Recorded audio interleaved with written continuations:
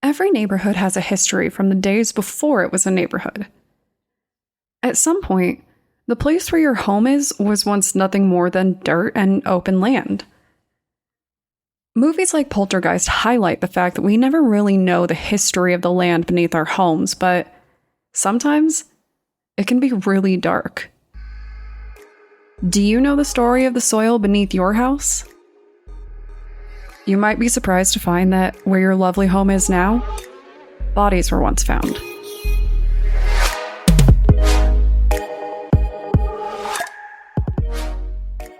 My name is Brianna, and I'm the host and creator of Among the Dirt and Trees, a show where we explore true crime cases that occur out in nature. In today's episode, we're going to discuss the West Mesa murders in New Mexico, a series of killings that involved 11 women and girls and their unnamed killer, who is almost exclusively known as the West Mesa Bone Collector.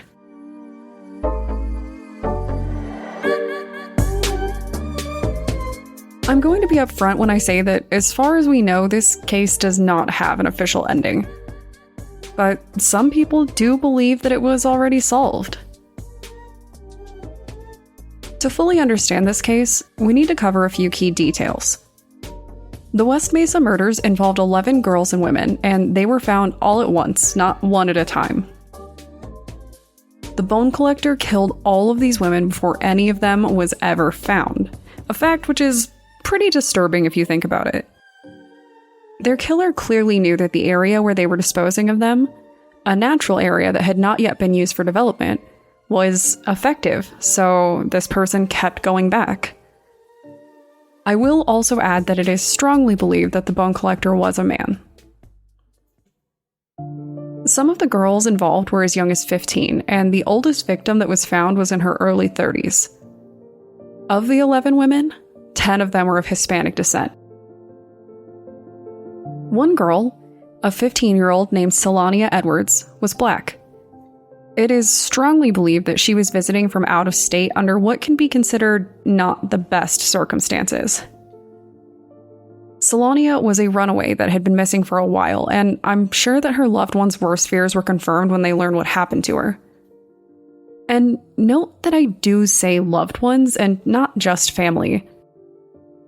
As much as we like to paint runaways like rebels without a cause who just couldn't hack it during their teen years, it's important to remember that some people have pretty terrible lives at home.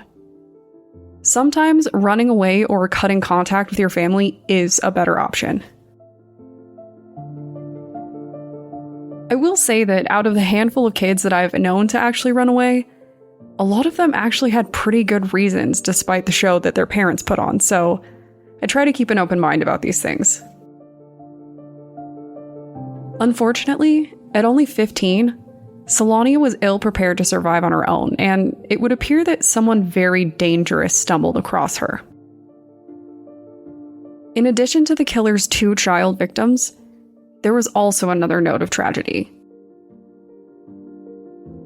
One victim, Michelle Valdez, who was 22 at the time of her death, was 4 months pregnant when she was murdered.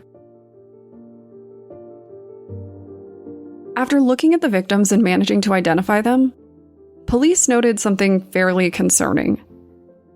The victims tended to have a shared kind of look, with many of them sharing some pretty notable characteristics. And we all know what it means when a trail of victims begins to share traits. The bone collector was a serial killer. Now, let's discuss how police found these missing women and learned about their fates. Remember how I mentioned earlier that the bodies were found in a section of undeveloped land? Well, I don't know if you know the world that we live in, but we kind of keep developing. Eventually, that land was poised for development. Work began in order to prepare for new houses to be built, and to do this, the ground needed to be disturbed. Unfortunately, the development of this area was stopped because of troubles with the economy, so the bodies actually weren't discovered immediately like they would have been. A little more time passed and the area began to flood, so a retaining wall was put in to appease the locals. This wall moved the water to a designated retention pond, which just so happened to be right where the women were buried, And then, guys, it happened again. A woman in the neighborhood was walking her dog one day, and I'm sure you can guess what she found. Seriously, out of all of the unexpected things that came from running this show, I still cannot get over how many people find bodies while walking their dogs. I feel like this is the third or fourth case that I've covered where this happened, and I seriously do not know how to feel about that. Like, should I be worried about this happening? I don't know. But this woman spotted what appeared to be bones, and that kind of freaked her out, so she called police, and you guessed it, they were bones. Lots of bones. Police took their time to excavate the bodies of these women and to begin their investigation. As they learned more shared attributes began to pop up. A majority of these women were known sex workers or had links to the drug world. This is actually surprisingly common for victims. Being a sex worker can be very dangerous, and a lot of serial killers target sex workers specifically. This is because they know that they are less likely to be reported as missing, and that people will generally be tight-lipped when speaking to the police about them. A lot of the time, these women simply disappear, and the world seems to go on without them, which is awful. This line of work makes them an easy target, particularly if the person can get them alone, and that is a very serious occupational hazard to contend with.